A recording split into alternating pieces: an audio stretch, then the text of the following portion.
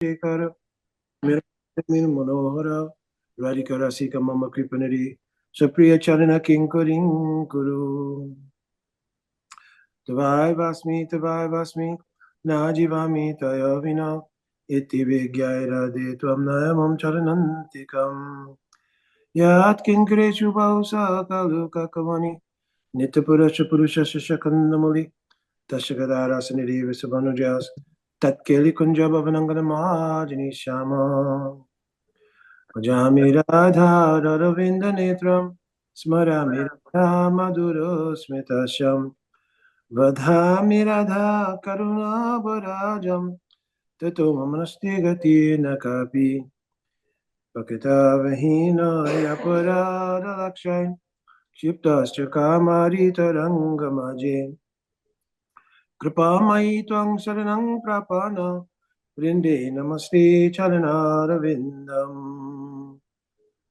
Kanaka Jalargatro Nila Sobhagya Netro Bhigumaravara Balu Marati Kundamalu Taruna Taruna Vesho Nilampitam Baresho Smalanini Britini Kunjerarika Krishna Chandro Vanchakalpatrubhyascha Kripa Sindhu Vaevacha Patitana Pavanebhyo Vaishnavebhyo Namo Namaha Jaya Shri Krishna Chaitanya Prabhu Nityananda Shri Advaita Gadadhar Shivasadi Gauḍīya Bhakta Hare Krishna Krishna Krishna Hare Hare Hare Rama Rama Rama Hare Hare. Dhanavad Pranam, devotees. So before we get started, I wanted to mention there are a few wonderfully auspicious days. Today it's a wonderfully auspicious day. Today is also the birthday of Sriman Vrajendra Prabhu, and as well it is the birthday of Sri Yashoda Didi. So of course we want to bless them very much by saying Hare Krishna, Krishna Krishna, Hare Hare, Hare Rama, Rama Rama, Hare Hare. So Gurudev used to always say, Krishna Matera Shtu. In this lifetime, may you be blessed to get Krishna Bhakti. Jai Hari Hari Bol. All right, we will end a little early, if not definitely on time today. So even though Parvati directly told me, probably we should do questions and answers on the last two verses. Somehow in my mind, I was thinking I wanted to go into verse 7, but I'm thinking that was a better idea. So I'm thinking to stay with the theme of things, I will introduce verse number 7 and just give a very little sort of touch the surface of this verse, doing the full exploration of the verse next week, and make the majority of the time for questions and answers on verses 5 and 6 or any previous verses to today. Because I realize we're going through a lot of subject matter, and if we don't stop to get clarification on that, then some of it can become jumbled up, and it's very hard to put things in their proper perspective or proper context. So we'll go ahead and touch the verse today, offer our pranams to the verse. Yugayatam namishena chakshusha pravishaitam sunyaitam jagat sarvam govinda viraha. So the translation of the verse is very interesting. Srila Gurudev said, O Saki, in separation from Govinda, even a moment is like a millennium. Millennium means like the period of a yuga, right? So then he says, Chakshusha pravishaitam. As a result of this deep mood of separation, tears are pouring from my eyes like the flowing of a river, or like a monsoon rain. Sunyaitam jagat sarvam. Sunya means void. Jagat sarvam, the entire world seems void.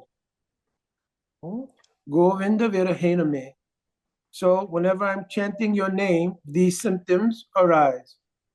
So in the previous verse, the astasattvic vikar that comes about in the stage of bhav was described, right?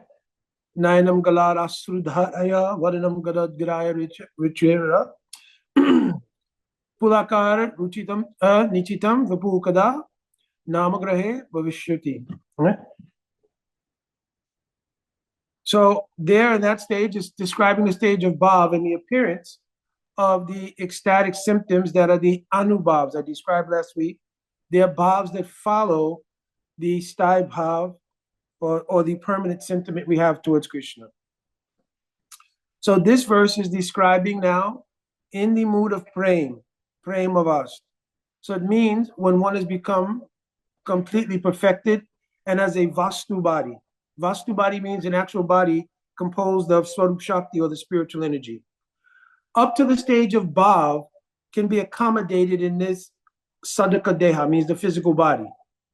But the actual moods of Prema, they cannot be fully accommodated in the physical body.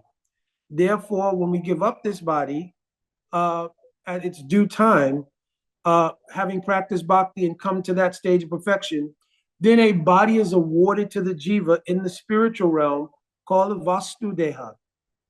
Vastu Deha means, Vastu means actual spiritual real substance. So that Vastu Deha is composed of Swarup Shakti.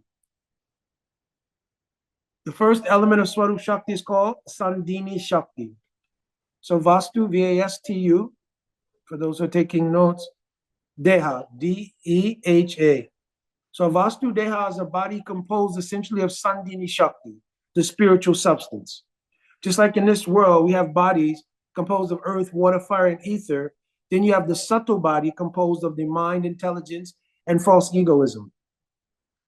In the spiritual world, the sort of original ideal of that is that the body is composed of Sandhini Shakti, which is pure spiritual energy. And the subtle body and the spiritual body are not two different substances. So the monovritti means the mental function, the diavritti, intellectual function, and the egoism, which is real egoism of who your spiritual identity is, they become one thing.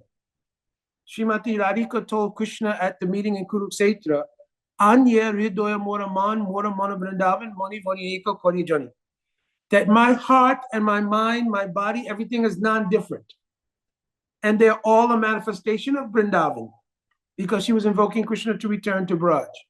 So in the spiritual world, unlike in the material world, there's not a separation between the subtle facilities we have, like the mind and intelligence and the egoism. Then we have a gross body of earth, water, fire, and ether. And then we have the soul. All three of those things are really separate things which are working in tandem to make our function in the material world happen. But in the spiritual world, they all become prayoga prayuj. They become one facility. Understand? So by saying O Saki in the translation, it's indicating the state of Vastu city. Understand? So then he says, Yugayatam Namishena.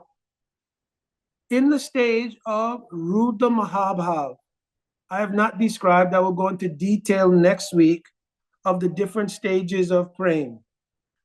In those different stages of Prema, the stage which is called Mahābhāva has two divisions. One is called Rudh and one is called Adhirudh. In Rudha Mahābhāva, it's described there that there is something called Kalpetya Shanata.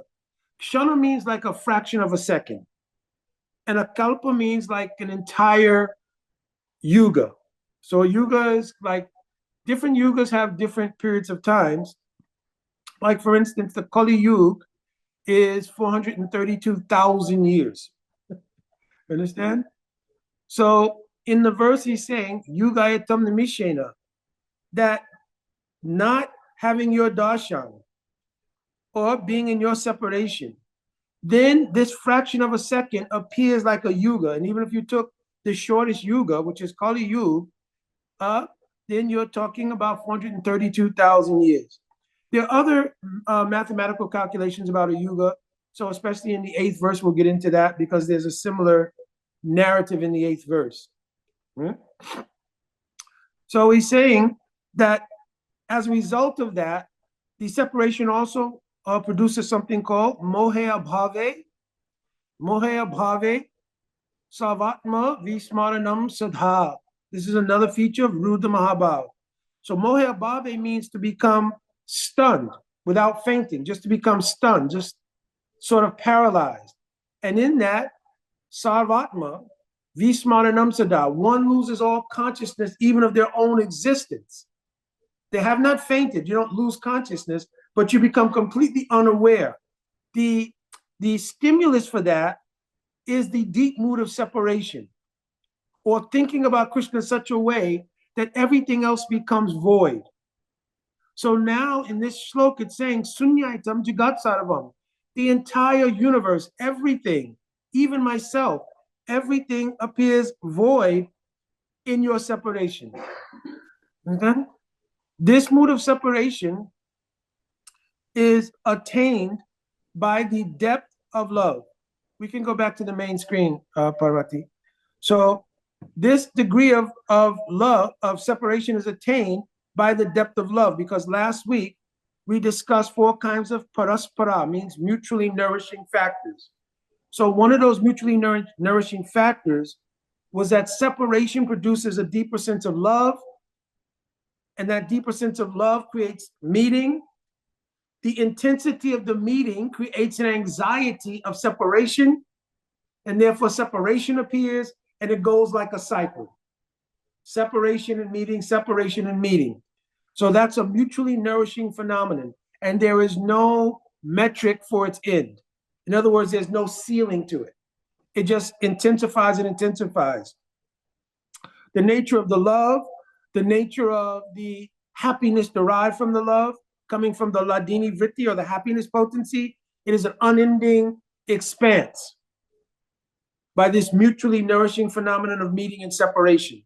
In the material world, we have the saying that the absence makes the heart grow fonder, right? So that's a mundane, just particle of an inkling of the ideal of what is spiritual love. That when there is a deep mood of separation, the depth of the separation actually causes, in its ultimate state, meeting. So I think I've explained this before, and I'll explain in detail next week.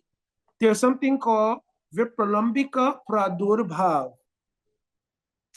So this Vipralambika Pradurbhav is when separation becomes so intense, the separation itself causes meeting.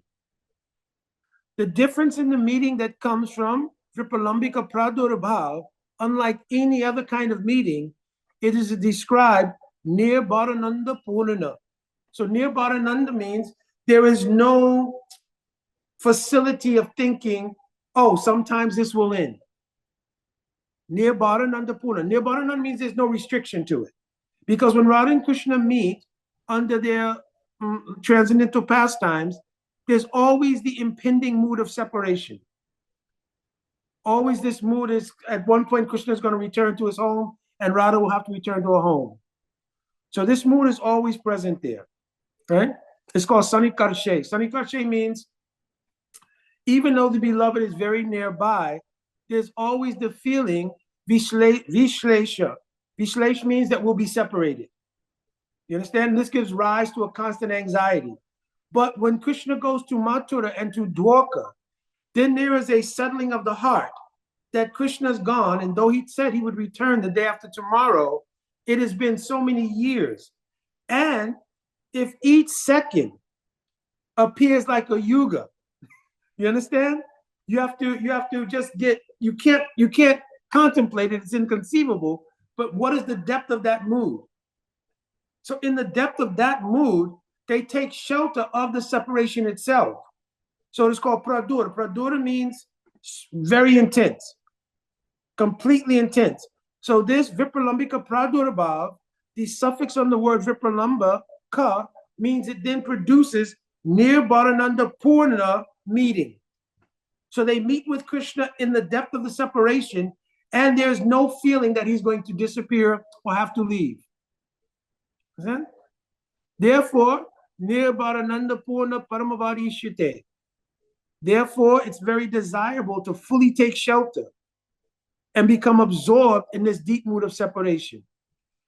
So we always describe these verses in two tracks. One is, what does it mean for those who are practicing bhakti or sadhakas? I hinted at, and I'll go into detail next week, the meaning of this verse in relation to the mood of Radhika. So I just hinted at that now, but I want to discuss what is the mood of separation for a sadhaka. If you have never met someone, can you have separation from them? If I was to tell you that we've realized that, again, I'm always using this name, that John Doe passed away, and John Doe passed away, some human quality of, oh, that's sad, will come in your heart. But can you truly feel separation from John Doe? You don't know him. So it's not possible. There's some human empathy that will arise, but you can't have a deep feeling of separation. But if we will mention that your beloved has traveled and they're not going to return for many, many, many years, immediately in the heart, so much separation can come because of sambandha.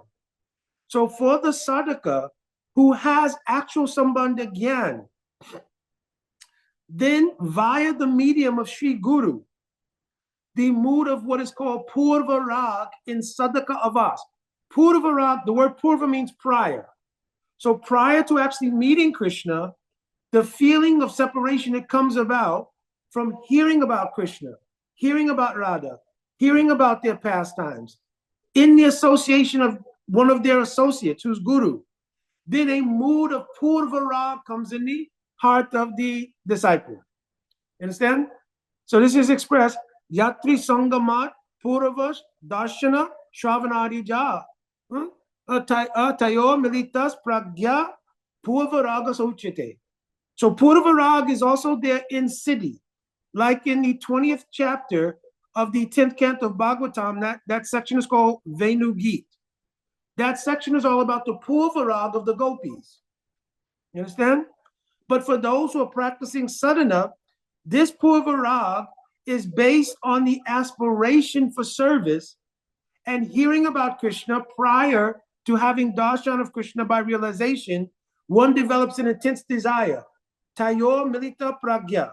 In that verse, tayo means Radha and Krishna's desire to meet each other. But for us, tayo milita means our desire to meet with Krishna. Understand? And in this case, meet with Krishna through Srimati Rādhārāṇī. Understand? So tayo milita pragya. Pragya means a firm determination, a fixed absorption, a fixed, what is it? Not just absorption, but a fixed obsession. That's the word.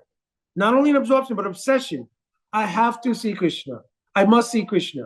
So in sadhaka avas, these moods will appear in the sadhaka.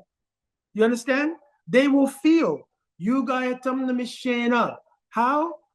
Every moment that I'm taking the Harināma, but I've not reached my perfection, it will seem like a yuga is passing. Every minute becomes so intensely filled with the desire to obtain the goal of bhakti, which is bhav. For those practicing sadhana, bhav is the goal. Then when you're in bhav, practicing in bhav, prema is the goal. So such an intense desire to obtain it, nimishena. Every second seems so valuable. So you don't want to waste even a second of time. So this is the actual mature stage of practicing, that you don't want to waste even a second of time. So a question may arise, how will that happen when I have so many things to do? I have family, I have to work, I have to deal with so many things in the material world. Can anybody remember the verse that I've told millions of times? This is hyperbole now, but it seems like millions of times, that describes how that would happen. You can say in English. Antra nistakara bahir lok vyavhar. Yes. Antra nistakara bhaya lok vyavhar. It means all of these feelings should go on internally. It is not an external phenomenon. It's an internal reality. So in the heart, when the heart is very moved, then even if no one else knows what's going on, you are conscious of what's going on in your heart.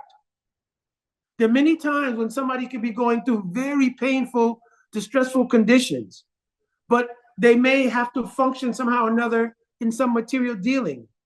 So all of that pain, or even if it's happiness, may be going on in someone's heart, but in the company of the social dynamic or dealing with people, they go on regularly dealing with them as though nothing is going on. Right?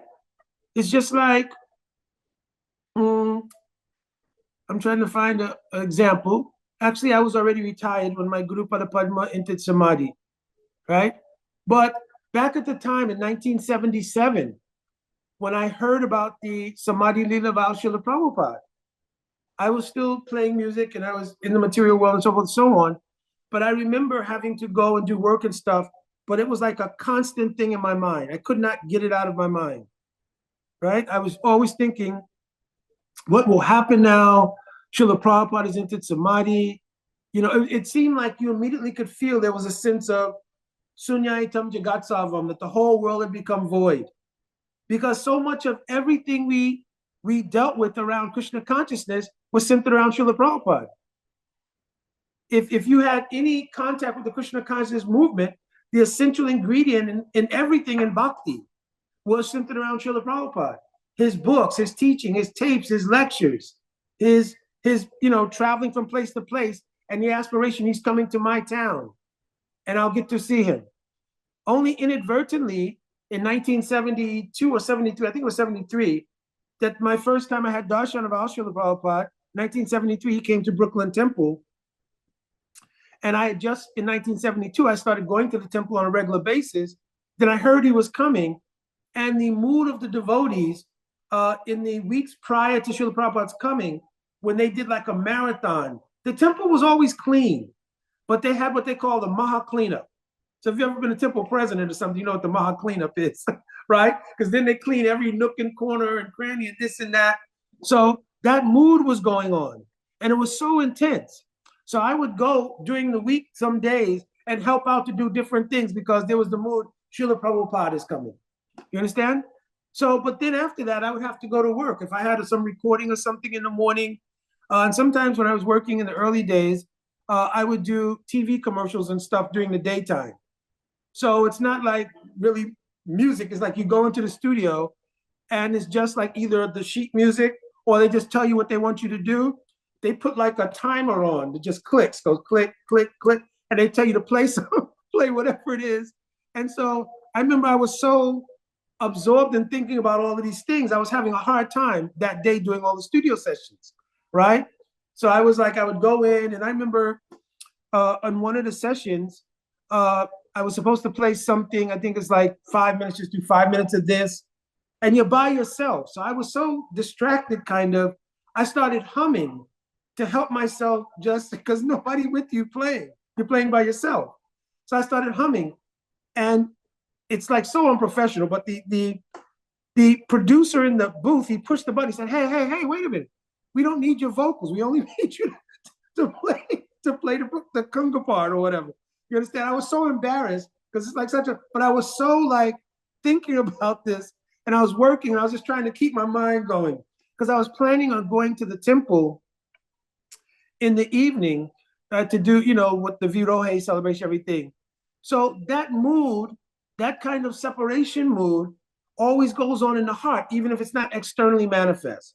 So in the same way, as devotees are practicing, as they are hearing Harikatha, and as you're serving your Guru Pada Padma and Guru Parampara, this deep mood of separation for the goal should be there. If this is not so dear to us, this kind of mood of separation will not come to a sadhaka because it's not that important. There are other things which take priority. But deep in your heart, when you really, really begin to mature in bhakti, it becomes an obsession. I must obtain this goal. If I cannot obtain the service of my Gurudev, and then especially it happens when Gurudev enters Samadhi, because the first contact we have with the spiritual realm and with Radha and Krishna and with their seva and with their lila is all through Guru. So when Guru enters Samadhi, at that time, it becomes completely intense mood of separation. But remember, separation produces meeting. So when the disciple feels deep, deep separation from the Guru, and they start to mature, then the Guru appears in the course of their bhajan sadhan. When they're chanting Harināma, when they're singing Guru Astakam, and then they're singing Shri Guru Charana Padma Kevala Bhakti Sadma, and then you're doing cooking for the deities, and all those times Gurudev's presence becomes manifest. You understand? If the disciple's not so mature, they think, oh, my Gurudev died in this year, so forth, so on, and the Gurudev died, and now I'm still serving, I still believe in Bhakti thing. But any disciple who's really mature, it's not possible to think like that. The separation mode will be so deep. I remember on the first year my Gurudev, when he entered Samadhi, not the first year, but that day, I was so absorbed in trying to see what arrangements had to be done for the Viraha Bhakti, it's called. It means the celebration of his passing, right? Entering Samadhi, right? And then I started meditating on what is Samadhi and all these things to help keep my heart together. Then, over the course of time, obviously the heart starts to churn and tears and sad feelings. And then the first year, maybe 2 years of Gurudev's Samadhi Leela appearance day, the day of his Samadhi, right, December 10th. And they would have the celebration and everything. It was December of 2010. But they would have the celebration, then it would be difficult for me to speak. Then some years later, some inspiration came from Gurudev. Why you're very heart-wrenching, you're upset. But do you think, after I've told you many times, because Gurudev used to always say things like, I'm closer to you than the air you breathe. I will never leave you. He would say these things all the time. So then I was getting this inspiration of heart. Well, you think Gurudev was joking, lying, or just trying to do platitudes? What do you think? It must be true. So how Gurudev is with me?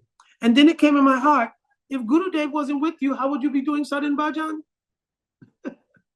Do you think you can chant Hare Krishna? Do you think you can serve Thakurji? Do you think you can study? Do you think you can do Hari Katha? Every single time that we do Hari Katha, Mukham Karoti Vachalam Pangula Gayate Girim, Yat Kripa Tamaham Vande, Shri Guru Dinataranam. Every single time is only the creep of Srila Gurudev. So Gurudev is closer than the air you breathe. Srila Gurudev also used to recite one verse.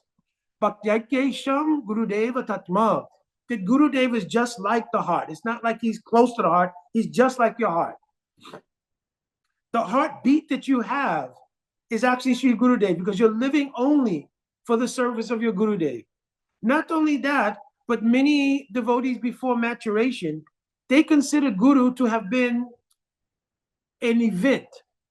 Oh, I joined the Hare Krishna movement, I took initiation, and I have a Guru. And then after some time, that Gurudev passed away. You understand? So they consider it was an event. But actually, Sat Guru means eternal Guru. So my Guru is not just the manifest form of how I came into the process of doing Sadhan Bhajan, but Gurudev is also my eternal Guru Rupa Sakhi. In the spiritual world, that same person is my Sakhi in serving Srimati Radhika under Rupa Manjari. You understand? Shri Radha Sanmukha Samsaking, Sakhi Gana Nivasanim. Yataham Mahande, Shri Guru Param Saking. That same person is my Guru Rupa Sakhi. That's why at the time of giving Diksha, Gurudev gives some dhyan of their spiritual form. For this reason. So the disciple maintains the continuum of understanding. I'm always with my Guru. I cannot do Sadhan Bhajan without Guru. Atta Shri Krishna Namani Nabhavad Grayam Indriya. The material senses can't serve Radha Krishna.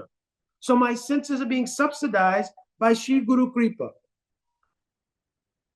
And every Guru also thinks like that. It's not that the Guru thinks I'm an island. Guru thinks, oh, my Gurudev is subsidizing my seva. That Guru thinks my Gurudev is subsidizing my seva. And it goes all the way back to the Akhanda Guru Tattva Nityananda, and originally goes back to the Guru in the form of Srimati Rādhārāṇī. Because Gurudev is both the combination of the form of Nityananda Prabhu and Srimati Rādhārāṇī. Especially for those in our line who have the aspiration for Manjari Bhav, then ultimately they will see Srila Gurudev as the representative of Srimati Rādhārāṇī. When they come first in sadhaka mood to practice, they will see this is the manifest mercy of Sri Nityananda Prabhu. Understand? So without developing this kind of mood of separation, it is Purva Raga, but in sadhaka mood. Without developing by hearing Harikatha, because I gave the description of what is Purva Raga, Yatra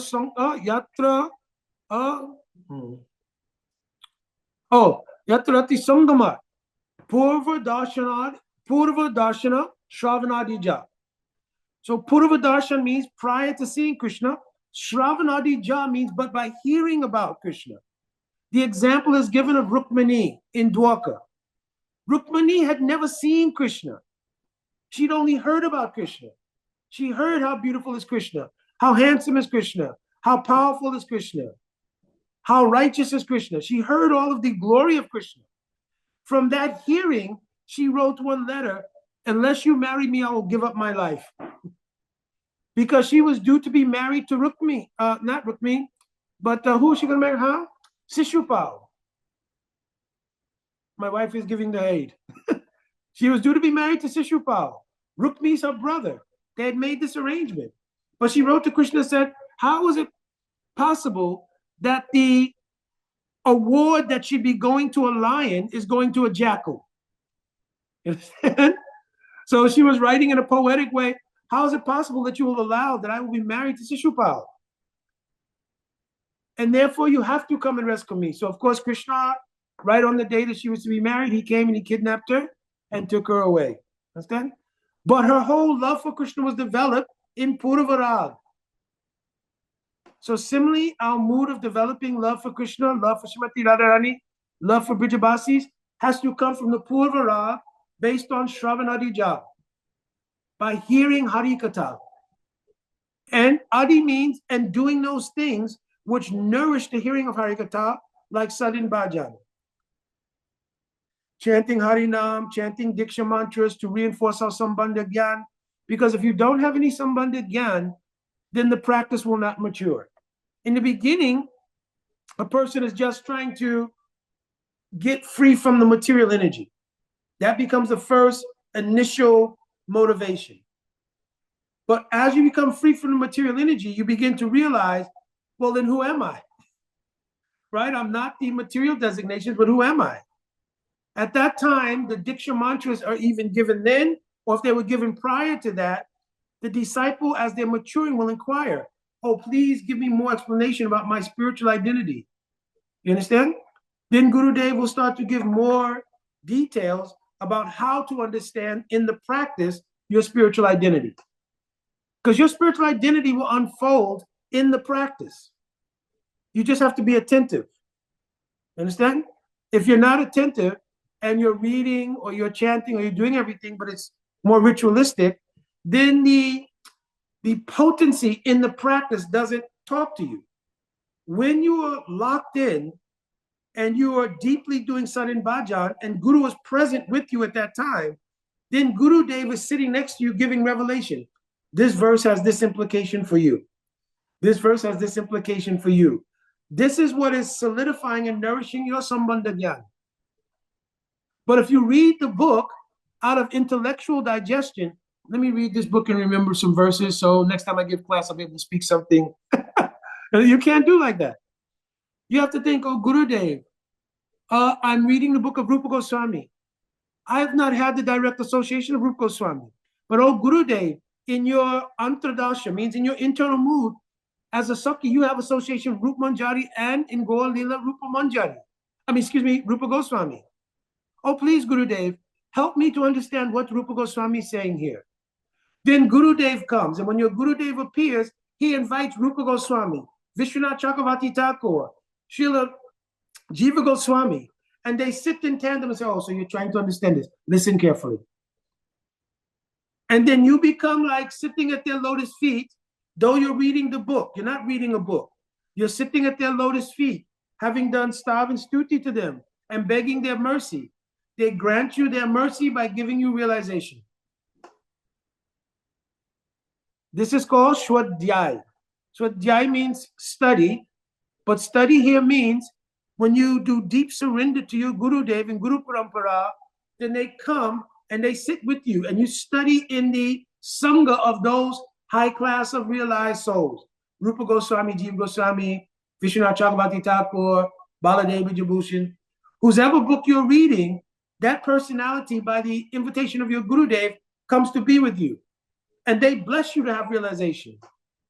Because the mind cannot grasp it. Nayam Atma Pravachanena Nabja, Namedasa Nabahusrutena. Medasa means intelligence. Bahusrutena means to study many, many books. By that, you'll never get realization of Krishna. Well, Mukunda, are you saying now don't study? No, I'm giving you the methodology of study. You understand? Because then the verse says, Eva Isha Vinute Tena Labjas Tashev Isha Vivinute Tanuswam. Krishna then reveals himself by his own mercy. And his mercy flows through the mercy of the sadhu. So when he sees that the person is taking shelter of the sadhu, and by begging heart is begging for realization, Krishna grants you, oh, show him me. You reveal me to him. Reveal me to her. You understand? And then when you're studying, you're reading in the company of your Gurudev while you're meditating in your heart, all the sadhus appear, they give you their mercy. Through their mercy, Krishna reveals himself. Understand? So it's not an academic process, right? Just like I mentioned, the Bhakti Sastri course, Srila Prabhupada wanted it. Bhakti Vaibhava, Bhakti Sastri, Bhakti Sarvabhauma, etc. But these things were to encourage devotees to study. In and of themselves, they're academic. They're not processes of realization. It's clear in that verse. If you obtain the ability to recite all the verses academically, that's one thing. But actually, you will not gain this ability to realize Krishna. You understand? You won't gain the ability to realize Krishna in the verses. Krishna's in every shlok. Srimad Bhagavatam mentions clearly, Tuya Bhagavata Krishna Vibhusavasrai, Prati Shloke, Prati Akshare, Nana Artakai. Krishna himself, Tulya Bhagavat, he is that same Bhagavatam. He's not different. And in every shlok, no, not every shlok only, every akshara, that means every letter of every verse, Krishna is present there. This morning I was listening to one class, it was amazing. It's also Gurudev Mercy. So there was one very nice sannyasi, he was describing kirtan. So he said kirtan is kirtan, right? But if you turn it around, if you turn the spelling around, it is natakir. Think about it. Kirtan, right? When you turn the letters around, it's natakir. So in one book called the Siddhanta Tattva Kaumudi, which is a commentary on Painini's Sanskrit grammar, he said there are 72 verses that describe this word natakir. But essentially, na, ta, kir. So he says, kirtan, if it's not done under the guidance of sadhu guru, then it becomes natakir. Natakir means, na means not, ta means the person, kir means to glorify. The person has no ability to glorify Krishna because natakir, another meaning is maya. So one meaning of natakir is maya. So due to the influence of maya, the person, even though they're doing so-called kirtan, if it is not under the anugacha of sadhu guru, it becomes natakir. It was wonderful. So I know Gurudev gave me that mercy to hear this because I had not even heard. There's so many commentaries on Sanskrit grammar. But this Siddhanta Tattva Kaumudi is written by one scholar and it's on Painini's Sanskrit grammar. And in that, he's giving a commentary on this word kirtan, and he says the reverse of it is natakir. Understand? So we have to do bhajan under guidance of Sadhu Guru and with Sambandha Gyan. This will produce the mood that we're reading about in the sadhaka called Purvara. Right? And you don't have to wait till Gurudev takes samadhi. But in the absence of my Gurudev, in his vapu, means in his physical presence. So that's like, we may have to wait sometimes to see Srila Gurudev. Sometimes I'd wait 6 months, 8 months, a year, because Gurudev would only visit America and then he'd come to where we were and so forth, right? So even though we used to write continuously and converse continuously, sometimes it'd be a year before you see Gurudev at the next festival. So all during that time, deep separation mood is there, even while his presence is still physically there. When they enter Samadhi, it becomes very intense, but even then, there's separation mood. Understand? So this is how these moods will come in the sadhaka. The translation of these moods in the heart of a sadhaka are not the same as they are in the siddha. You understand? It's a shadow of that mood, but it's not exactly the same as it is in the gopis and in Srimati Radhika. Because again, our body could not accommodate that. Because the material body is unable to house prema at that level. You understand? Up to the stage of bhav, then this body can accommodate, but not the stage of prema. Okay? All right, I will open for questions here, because again, I have to be very timely today, so we'll end a little bit early, if not exactly on time. Any questions about the previous verses? As I mentioned, we would allow space to discuss previous verses, because we have to keep everything. It's called sangati. Sangati means keeping the thread or connection. Like one of the things I was speaking to a devotee asked me about giving Srimad Bhagavatam class. So I mentioned to him that if I go someplace and it's the first time, or if it's been a very long time since I've spoken Srimad Bhagavatam in a particular place, I will reiterate the sangati of Bhagavatam. Sangati here means the connecting the threads. So those threads are divided into 6 limbs. I'm not going to go into detail here because I want to leave time. But upakrama, upasanhar, abhyas, apurvata, palam. Upapatti, tat lingam, paryaninoy. This verse describes those 6 things. So upakrama means the first verse of Bhagavatam, the opening statement. What is indicated in this opening statement? Upasanhar. Does the closing statement align with the opening statement? Abhyas means, and what is the line of or thread, or what is the plot that connects the first verse and the last verse? Everybody following what I'm saying? There should be a thread that connects the 2 things, right? So that means abhyas. Abhyas means that thread. Abhyas means every single thing we read in Bhagavatam, all the different teachings, Prahlad, Ajamil, Queen Kunti, this thing, that, all of it is connected from the first verse to the last. There's a thread there. Many devotees miss that thread, and therefore their kata goes off into many splinters. You understand? Because you're unable to keep the thread. So then you have to analyze. The first verse is talking about what is the love of Radha Krishna. Janmajyashayata anvyaritarachasratisu abhigaswara. Janma adiras. What is the adiras of the love between Radha and Krishna? That love is realized. Anvayat itarata means in meeting and separation. Krishna is the object of that love. You understand? He's abhigyaswarat. Means he's the independent vishai or object of that love. The last verse of Srimad Bhagavatam says, Nama sankirtanayasa sava papa pranasanam. Pranamo dukha samanas tam namaming haring param. The last verse says, therefore, to understand this kind of love, this very same Radha and Krishna will be appearing again as Śrī Caitanya Mahāprabhu teaching Nam Sankirtan, and through that Nam Kirtan, it will remove all the obstacles of the heart and allow you to realize this love. You understand? So you connect the first verse and the last verse. The phalam, or the fruit, is the blessing that if you read Srimad Bhagavatam, then the 3rd verse in Srimad Bhagavatam is called the Ashirvad verse, the blessing verse. So he's saying, Aho Muhur, Rasika Bhuvi Bhavukaha. I'm giving the blessing that all these Rasik and Babu Vaishnavas will continually roam the earth. And from them, you will hear this kata. That's the blessing Srimad Bhagavatam is giving. So phalam, the fruit is getting love of God, right? Apurvata. Apurvata means something that was previously never heard of. So Srimad Bhagavatam is apurvata because even though Vyasadeva had compiled all of the sastra.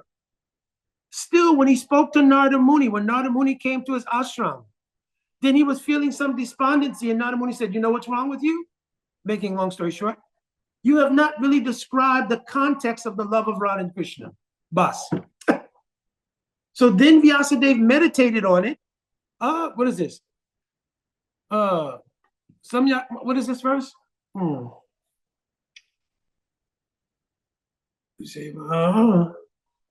He sat down, Manasi, Samyak pratile amale apashat purusham purnam. Bhakti yogena manasi. Bhakti yogena manasi. Samyak pratile amale apashat purnam. Maya upasritam. This verse. So he's saying, listen, Vyasadeva sat down. Now, he had already compiled all the sastras, including Mahābhāva. So all history also. Veda, Vedanta, Upanishad. He arranged them, compiled them. All the other Puranas he gave to different disciples. But now he still was feeling some despondency. And now I told him, sit down. Bhakti yogena manasi. Meditate deeply on the lotus feet of Radha and Krishna. When he did that, samyak pratile amale apashat purusham purnam. He saw everything in context, in sangati. Then he wrote Srimad Bhagavatam. You understand? Then he taught Srimad Bhagavatam to Shukadeva Goswami, who could understand it because he's the parrot of Srimati Radhika. Shukadeva Goswami speaking Bhagavatam is directly Radharāṇī's parrot. I've told this story before. That's why Vyas, Narada Muni, even though by etiquette, they're senior to Shukadeva Goswami. Vyasadeva is his father and guru. Narada Muni is the Param Guru because he's like the Siksha Guru of Vyasadeva. But yet they both sat to hear from him. Why? Because he's the parrot of Radhika. So he's the full embodiment of all the moods that will be expressed in Srimad Bhagavatam. So like this is Apurvata. Means never before was it revealed. Srimad Bhagavatam is eternal, but Apurvata means what's in Srimad Bhagavatam is unprecedented, is a better word. Upapati means all of the different stories in Srimad Bhagavatam, Upapati means they're like things to illuminate this love. Ajamil's relationship to Harināma reveals the glory of Harināma in relation to love. Prahlad Maharaj, his surrender to the name, even though he was being tortured by his father, so forth and so on, and even though he's born in a demoniac family, all these things, is indicating what is the glory of remembering Harinam and being Saranagit while you're remembering Harinam, and what kind of love Bhagavan bestows on that person that nobody can harm them. You understand? So every single thing in Bhagavatam is based on that. You understand? So this is called Sangati. So in our Siksastakam, we also need to do Sangati. From Chaito Dharpanamarjanam to the very last verse, which we'll do in 2 weeks from now, we need to find the thread. So what is the thread? Sri Harinam is the embodiment of all Krishna Shakti, Krishna's Roop, Krishna's Swarup, Krishna's Leela, Krishna's Parikar, Krishna's Dham. Everything is in the name. And that name has paraspara in 4 different ways, like I mentioned last week, 4 mutually nourishing factors. Understand? So like this, we can find the continuum. There's also a continuum in the sadhaka mood, and I've also described for our aspiration and vision the mood of the internal mood related to Srimati Rādhārāṇī, who's now speaking these verses. Because when Mahaprabhu was tasting the meaning and he was reciting it to Swarup Damodar Roy Ramananda, it was artha. He was tasting the meanings. When he wrote it as a siksha or padati for those practicing. So this is mentioned in the Anjalila chapter 20. Purva Ashta Shlokera Loka Shikshadila. When he originally wrote the 8 verses, he wrote it to give siksha to the people. Then later on, Ashta Shlokera Arata. He wanted to taste the meaning of the 8 verses. He did that in the company of Ramananda Roy and sort of Damodar in the Gambhir. So there's another teaching here, and I'll end with this to take questions. When we are practicing, we can share practicing one devotee to another. what realizations we're having should be only shared with Gurudev or very intimate, like my Gurudev told, for those who are grahastashram. My Gurudev made a funny statement at the time he was giving us Diksha. He was telling all the rahasya, means the mysteries of the Diksha, everything. He said, you cannot share to anyone. Then he said, but for you are both grahasta. Myself, that time Shanta Maharaj, who was a grahasta still, and Sanatan Prabhu was also grahasta. He said, but you can share with your wives, because every grahasta has 4 ears and 4 eyes. Meaning the husband and wife are like one.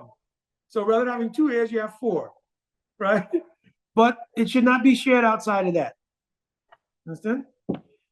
Every real deep realization be shared with the Gurudev. Okay, any questions or comments? Chirikam Prabhu?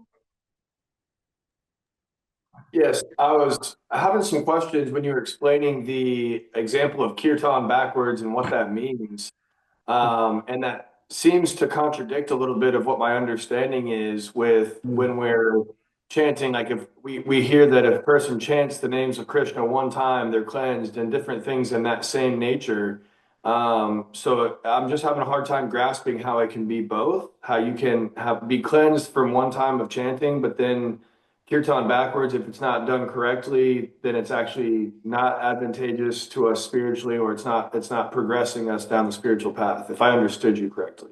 Very good question. So 2 things are here. One is that this idea of chanting the holy name one time means the actual name.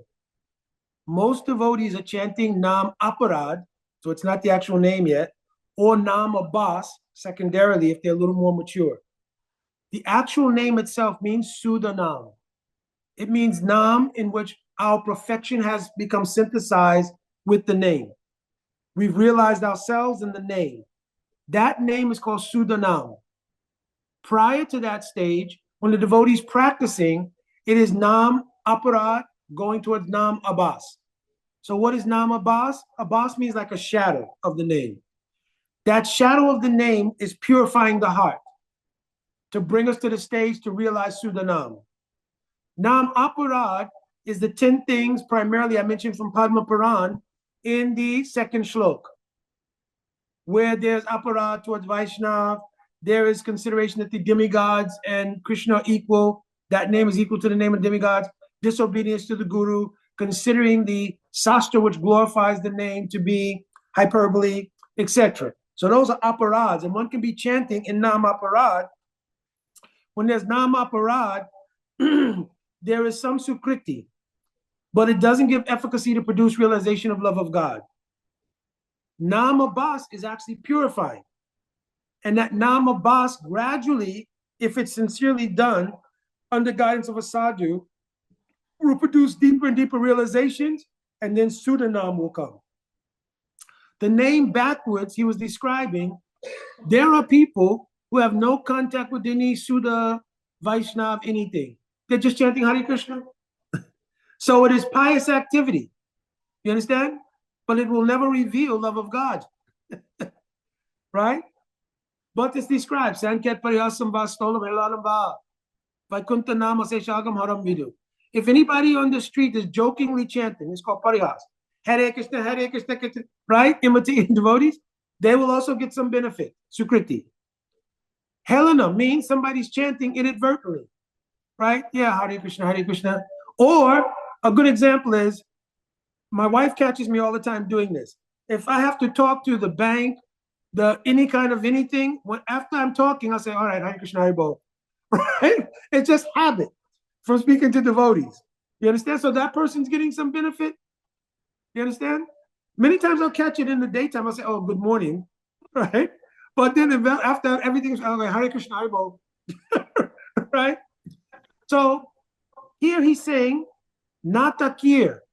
Natakir means when there's no guidance, then the very nature of what the name should produce doesn't happen. So it is na, ta, kir. Because kirtan means, the word kirtan comes from kirti. Kirti means glorification. You cannot glorify something you don't know. If somebody asks me to glorify, I'm just any random object, I don't know anything about it, I can't do adequate glorification. So if we don't know Bhagavan, there's no Sambandhagyan, there's no practice of Bhajan Sadhan, you don't know what is that. But by mentioning it, some impression comes in the heart. Like if somebody tells me about some kind of special computer chip or something, I don't know what it is. I can't adequately glorify it. But you mentioned the name of it, it's in my heart now. There's an impression there. That impression may be very weak, thin, small, but there's an impression there. In the same way, Nam Aparad even creates an impression. Nama Bas in any of those categories I mentioned, jokingly, even if the syllables are reversed. Like in Islam, if something is forbidden, they call it haram. You understand? So because ha and ra appear in that statement, ha and ram, then there's some benefit to chanting. You understand? So is it fair to say that anybody can chant, and that would be maybe opening the door, but we can't walk through the door until we have spiritual guidance from Vaishnava life or from a guru?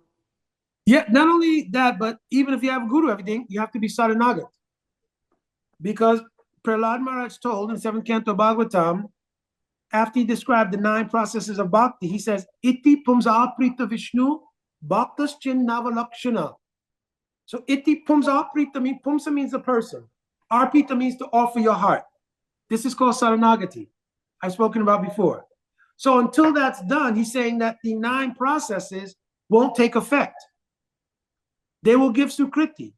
Sukriti allows you to meet a sadhu. Now let's say I've already met a sadhu. I already know a sadhu. I've actually initiated by a sadhu, so I have a guru. But if you are not surrendered, the efficacy of the relationship does not fully manifest. You understand? It may be slightly present, but when actual Saranagati takes place, that's when the bond of the sadhu or guru-disciple relationship really becomes really efficient and functional.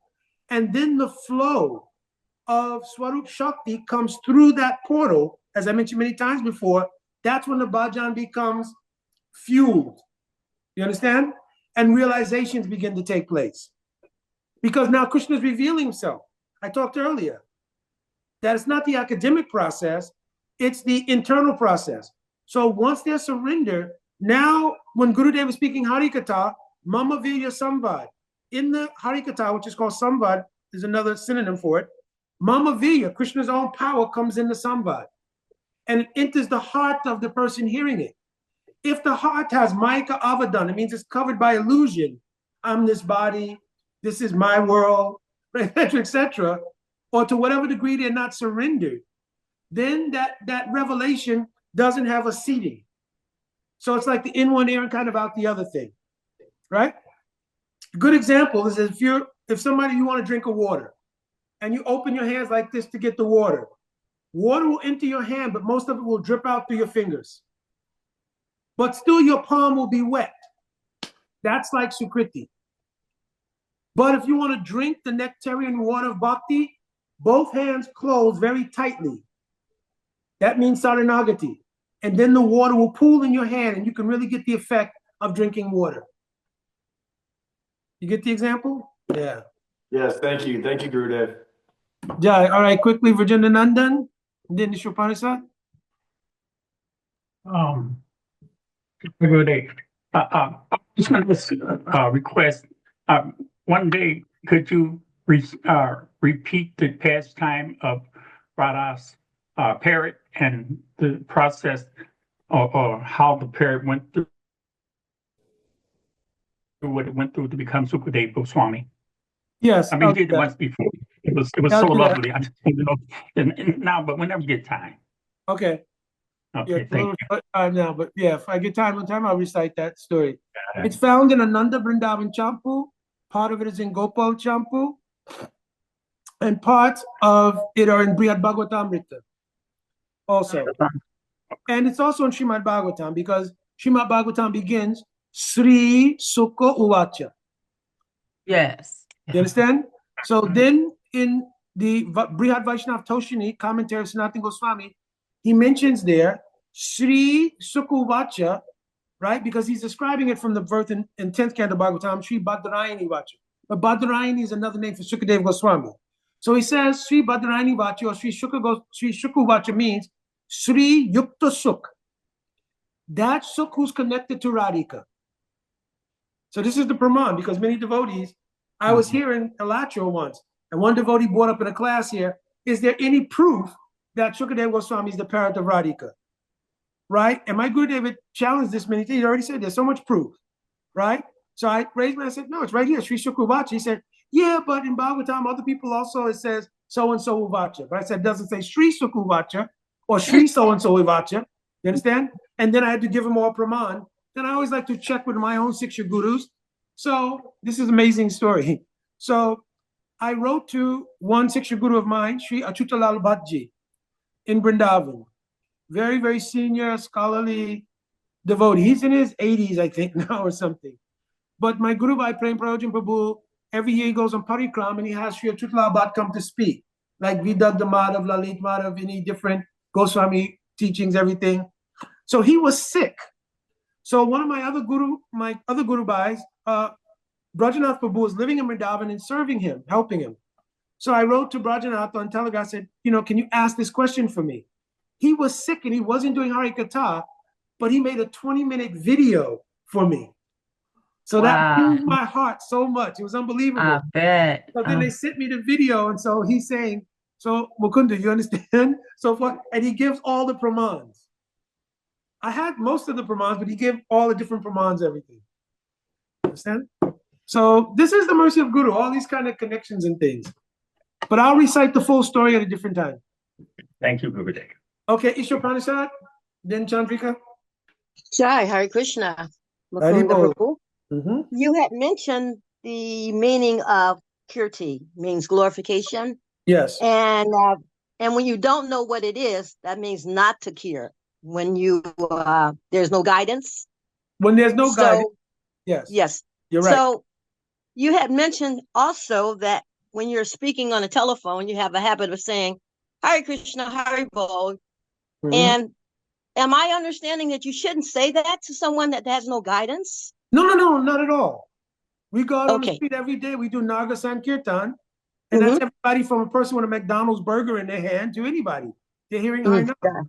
No harm. You understand? I'm saying that those who are, because there are people who, let's say they're Mayavadis. But if you go to some Mayavadi Sanghas, they chant Hare Krishna. Some Sukriti is there. But because there's an offense by thinking Bhagavan is Maya, they'll never get the fruit of chanting Hare Krishna. Only some pious credits will come. Those pious credits eventually may lead them to Sadhu Sangha. Bhakti Su, what is this verse? Bhakti Stu, Bhagavad Bhakta Sangena Parijayate, Satsanga Prapyate Pumbir, Sukriti Purva Sanjate. When the Sukriti means pious activities accumulate in mass, when they are sufficient, then Bhagavad Bhakta Sangha. Then you will gain the association of a Bhagavad Bhakta. From that Bhagavad Bhakta, Bhaktis too, this kind of Bhakti, which is love of God, will be available to that Bhagavad Sangha. This is a very famous verse in Bhagavatam. Sure. Understand? So they will get Sukriti. So actually there's no, just like I'll give you another example. Sometimes, the scammers call on your phone, right? Even though you have them blocked. So when they call, a lot of times, when I realize it's a scam, I used to just put on the YouTube tape of chanting Hare Krishna and hold the phone there. And I'd say, I'll be right back. Wait a minute, I just got to hold on a second. Hare Krishna, Krishna. You understand? So then I pick back. Oh, excuse me, I'm back again. I'm sorry. What do you want to say? Yes, sir. Your computer has a problem. Oh, hold on. They're calling me again. Hare Krishna. I've done that a couple of times. And I think it may have been twice or three times that the people who were calling, they were from India. Because here in India are famous for these call centers, right? So when the person heard it, they said, oh, Hare Krishna, Hare Krishna. Then I picked up the phone and said, Hare Krishna. So they said, what do you know about Hare Krishna? I said, more importantly, you're living in Bharatvarsha.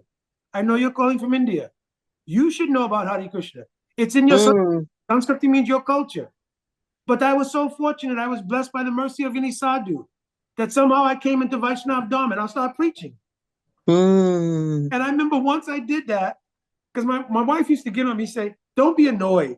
And then Vamsi told me once he does this trick with them, right? So then I started preaching. The lady called other people in the call center, and they were all on the line, and I was preaching. And I was saying, you should not do this. This is karmic to cheat people, so forth, so on. Like this. Anyways. Jai Haribo. Jai Haribo. Haribo, Chandrika. Haribo, Dandavats Mukunda, I'm laughing at you. That was a wonderful story. But my question is, you were speaking about Vastu being a spiritual form. And so my question is, what is the difference between Vastu and your Swarup? Your actual Swarup is going to be Vastu. Swarup has many meanings here, but in the context you're talking about now, Swarup means your Siddha Deha, or your spiritual body. In the stage of Bhav, in this body, you'll realize what that Swarup is. You'll see it, you'll understand it, you'll be able to have experiences in it, but the substance of Sandhini Shakti will not appear within this body because that energy is not compatible with the material energy. So it will appear only in the depth of your consciousness. You understand? So you have what is called Swarup Siddhi. You'll realize your spiritual form. Even prior to that, you'll know what your spiritual form is, but in Bhava Vasta, in the stage of Bhav, it'll crystallize. Because a ray of Swarup Shakti will descend on your consciousness and the form will appear in your consciousness. Oh, my form is like this. It is this color, this kind of dress, this age. All of those things will appear in your consciousness. And you'll see that form. You'll have darshan of that form. And you'll see this form is me. This consciousness will be there. When you give up this body, then anyat patat panchabodhika, aparabdha karma nirvana, like Narada Muni told to Vyasa when he's describing his perfection. There's no more material karma. So anyat patat panchabodhika, there's no need for a body of 5 elements anymore. So the next body you get will be composed of Sandhini Shakti in wherever Krishna is performing his Leela within the material world. Then that body composed of Sandhini Shakti will be exactly what you already saw in Bhav. So are they used interchangeably? The word Swarup? Yes, and but you have Vastu? to be careful because the word Swarup also means nature, the nature of someone. You understand? Okay. This became a confusion for some devotees because like when they're talking about the Swarup is inherent, not the Siddha Deha is inherent. Siddha Deha is there in potentiality, but the spiritual nature of every Atma is also Swarup. Jiva Goswami tells in Paramatma Sandarbha, Eka Rupa Swarupabha. Each individual soul is always situated in their spiritual nature. You understand? Yes. It doesn't mean they were situated in their Siddha Deha, because that Siddha Deha is acquired by practice of bhakti. So here, Ek Rup Swarupabha means each Ek one, Rup, right? Eka Rup, each person, Rup means one Atma, Swarup has situation in Swarup, in their own spiritual nature. And that spiritual nature is Chidananda Atmaka. It is free from misery and it is always conscious. Right. So he was saying by saying these things, he's saying it's not part of the material world. And therefore, like I've told many times, Chidananda Atmakas, then he mentions it is dukkha pratiyogito. It means there's no misery in the soul. Right. But this is another use of the word Swarup. Okay. Just like another one is Jiva Goswami in first verse of Bhakti Sandarbha. Paramatma Vaibhava Gonane Tatasta Shakti Rupanam Chireka Rasanam Anari Paramatatva Jnana Samsarga Bhava Maya Maya Avitta Jnana Maya Avrita Swarupa Jnanam. So he's saying Maya Swarup Avrita Jnanam. Maya is covering the knowledge of your Swarup. He doesn't mean the Deha here. He means he's covering the knowledge of your natures being soul, not material. Right. So because it's similar to can't cover the Siddha Deha. Maya can't cover the Siddha Because if Deha, the Siddha Deha is present, it means Swarup Shakti is present. And Maya can't cover Swarup Shakti. Right. Rather, when Swarup Shakti descends, it illuminates and disperses Maya. Right. Because it's a superior energy. superior. Yeah. Okay. So here when he says Maya Avritta Swarupa Jnanam, it means the knowledge of the fact that you're a spirit, not matter. Your spirit, not matter, right? And so, and just like we can say, can we say that when we use the words Jiva and Atma are the same thing, right? Jiva means the Shakti. Krishna has unlimited energy. Shaktis, and one energy is called Jiva Shakti. Mm-hmm. Each individual portion of that Jiva Shakti, which is an individual, is called an Atma. Okay. Jiva is Krishna's energy. Jiva Shakti is Krishna's energy. Yes. And from Krishna's energy, from the Jiva Shakti, is the Atma. Yes, because all of the different Jivas are individual Atmas. Jiva Goswami says they're right. Each individual person has knowledge of their own individual experience. Individual Atma, right, okay. But the energy is called Jiva Shakti. Mm-hmm. Okay. Haribol. Thank you. All right, any last questions? We have a couple of minutes.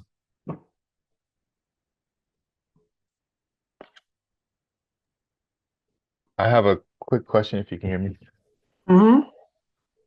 One is, I guess two questions. One is if you could maybe give a class going into detail on guru. What is guru? I know you spoke on it. And the other, if maybe you can explain, and I don't know the Sanskrit term, but there's the 5 personalities coming, we have Panchatattva, correct? So coming from Krishna all the way down to guru. If you can maybe give an overview of those, who those are. Yeah, Guru Tattva, actually, ultimately, I'll explain on Thursday's class because we're in the how section now. So I'll explain in some more detail about what is Guru in that class on Thursday. As far as the Panchatattva is concerned, Chaitanya Charitamrita describes there's 6 and sometimes 5 tattvas or truths manifest as the Panchatattva. So the first, it is called, the verse is Panchatattvam Krishnam Bhakta Rupa Sarupakam Bhakta Avataram Bhaktakyam Namami Bhakta Shaktikam. So these 5 truths are the Bhakta Rup. The very form of Bhakti is Radha and Krishna themselves. Bhakti means prema. The very form of prema is Radha and Krishna themselves. So Śrī Caitanya Mahāprabhu is a direct manifestation of Radha and Krishna, so that is called the Bhakta Rup. The Swarup of Radha and Krishna or Chaitanya Mahāprabhu can only be known when it is revealed by Guru. The original principle of Guru is Balaram. So Balaram is called Akhanda Guru Tattva. He's the revelatory power to understand what is Krishna and what is Rādhārāṇī. You understand? Why? Because Balaram himself, he is the mood of serving and he's the substance of serving. Remember I said the bodies in the spiritual world are made of Sandhini Shakti. Baladev is in charge of that Sandhini Shakti. You understand? He's the predominating deity of the Sandhini Shakti, the very spiritual substance. The only way to understand what is Radha and Krishna or Chaitanya Mahaprabhu is when you understand the spiritual substance, because they're not made of Maya. And they're not made of the marginal energy. They're made of the spiritual energy. So Baladev is the very revelation, of that Sandhini Shakti. The merciful manifestation of Balaram is whom? Sri Guru. Sri Guru, but first, Guru appears as a Akhanda, means as an absolute principle in Gaur Leela. Nityananda Prabhu. Nityananda Prabhu. Because Baladev, he does not necessarily go around preaching. You understand? He's always got other work to do in the Leela. But when Mahaprabhu comes, Baladev comes as Nityananda, and in the pastime of saving Jagai and Madai, he shows the infinite nature of God's mercy to deliver the jivas.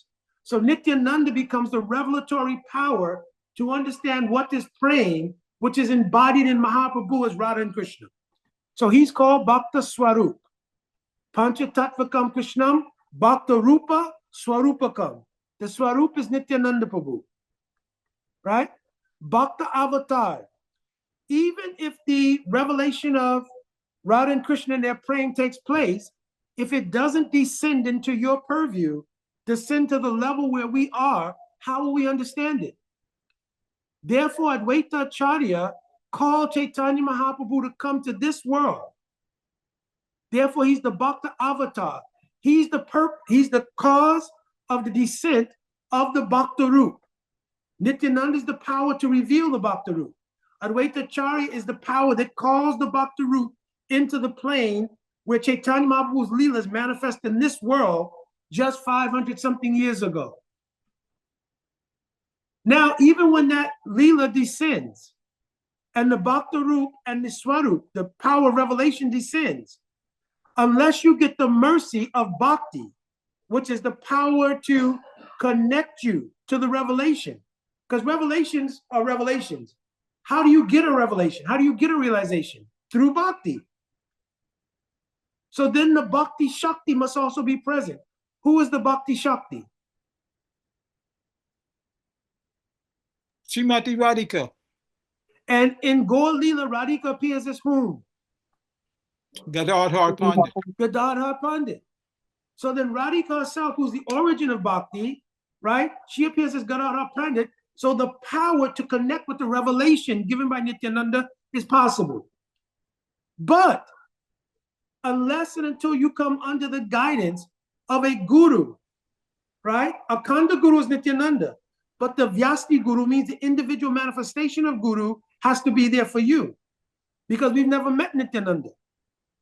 So the manifestation of the Vyasti Guru, it's called, means the individual portion of Nityananda's mercy is manifest in the Pancha-tattva as whom? There's only one person left. Yes, Srivas. As Srivas. So what does Srivas mean? In Chaitanya Charitamrita Gupta, he described Shri Bhakti Rasa Hridaya Tvam Ataha Srivas Uchite. Because Bhakti Ras, meaning the mercy of Radhika, is residing in your heart, your name is Srivas. Sri means Radhika, Vas means lives. So Radhika is residing in your heart. You understand? Therefore, it says Srivas Adi. Adi means in all the other pure devotees in whose heart Radhika is residing. They can act by the empowerment of Nityananda in the position of Guru. So these are the 5 truths of the Pancha-tattva. Understand? Yes, thank you. I had a little different question, but we'll wait for another time. Okay, yeah. This was part of it, so it kind of goes back. But yeah, I'll ask it a different time when I get my thoughts together how to ask it properly. Okay. And we'll be together when I come to Cleveland, so we have so much time. Okay, so next week we'll try to go in depth with the rest of the Sadhaka Avas commentary. And then there's a very deep commentary given in the Sanmodan Bhasya of Bhaktivinoda Thakur, and then my Guru Dev's also, his vritti, his illumination on this, right? And they're going to describe all of the elements of praying, like from Ujjal Nindamani, right? So it's very good to hear these things, even if they're not completely digestible. Like I mentioned earlier, if you're drinking water, even if a lot of it slips through your fingers, your palm will remain wet. Understand? But in order for your palm to remain wet, what do you have to keep doing? Because if you leave your palm out of the water for a long time, it'll dry up. You have to keep dipping your hand in the water. So you have to hear these things over and over again. Then the palm will become wet. Then you'll realize more how to close your fingers. And then water will pool in one hand. Then you'll realize, oh, if I use 2 hands, more water will come. And like this, you'll soon be drinking from the nectar of Bhakti Ras. Jai Hari Hari Bol. Hi. Hey, Hari Bol. Manini, a little bit of kirtan, and then we will end. Okay. Hare Krishna, Hare Krishna, Krishna Krishna, Hare Hare, Hare Rama, Hare Rama, Rama Rama, Hare Hare, Hare Krishna, Hare Krishna, Krishna Krishna, Hare Hare, Hare Rama, Hare Rama, Rama Rama, Hare Hare, Hare Krishna, Hare Krishna, Krishna Krishna, Hare Hare, Hare Rama, Hare Rama, Rama Rama, Hare Hare, Nittai Gora Hari Bol, Hari Bol, Hari Bol, Hari Bol, Hari Bol, Hari Bol, Nittai Gora Hari Bol.